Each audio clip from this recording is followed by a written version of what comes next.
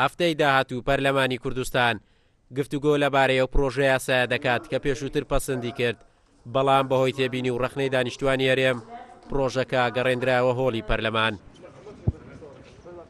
سکرتێری پەرلەمانی کوردستان ڕایدەگەێنێت بەهۆی باشتربوونی باری دارایی حکوومەت چاوەڕوانین ئەو بڕگە و مادانەی لە بەرژەوەندی موچەخۆراندایە ڕێک بخرێنەوە موچەخۆری ڕاستەقینەش سوودمەند بێت لێیان. ناکۆچی نییە، جیاوازی هەیە و تەرحی باش هەیە کە خزمەتی خەڵکی کوردستان و فەرمانبەران دەکا و خزمەتی باشترکردنی پرۆژە یاساکە دەکات. لەبەرەوە دەبێت ڕاوێژش لەگەڵ حکوومەت بکەین، چونکە ئەم قانونە بەشێکی هەر زۆری مادە و بڕگەکانی ڕەهەندی دارایی.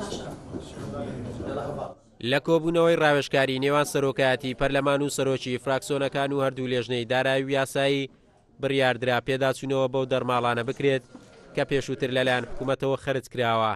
سەرۆکی لێژنەی دارایی لە پەرلەمانی کوردستانیش دەڵێت دەبێت پرۆژە یاساکە لە بەرژەوەندی موچەخۆران بێتن و دەرماڵەکانیش بۆ موچەخۆری ڕاستەقینە خەرج بکرێت. نامانێ فەرمانبەرێک کە شایستەی دەرماڵەیەکە لێی ببردرێ، داوامان کردووە ڕۆژی دووشەمە وەزارەتی دارایی بێنە پەرلەمان ڕووکردنەوەی تەواومان بدەنێ سەبارەت بەوەی ڕێخستنەوەی دەرماڵەکان لە هەرێمی کوردستان کاریگەری خراپی نەبێت لەسەر بژێوی ژیانی فەرمانبەران. بۆیە دووشەمە ئەو کۆبوونەوەی ئەنجامەدەین. دوای ئەوە کە بەرچاویان ڕوونتر کردین ئەو کاتە کۆبوونەوەی پەرلەمانەکەین بۆ پەسەندکردنی یاسا. یان هەندێک کەس لەناو هەندێک لایەن ڕێگرن بەڕاستی بەردەم جێبەجێکردن ئەم پرۆژە زەرەرمەند ئەبن. بۆیە حکوومەت ئەگە دەیەوێت چاکسازی بکات پێویستە چاکسازی ڕاستەقینە بکە و پەرلەمانیش بچتە ژێرباری.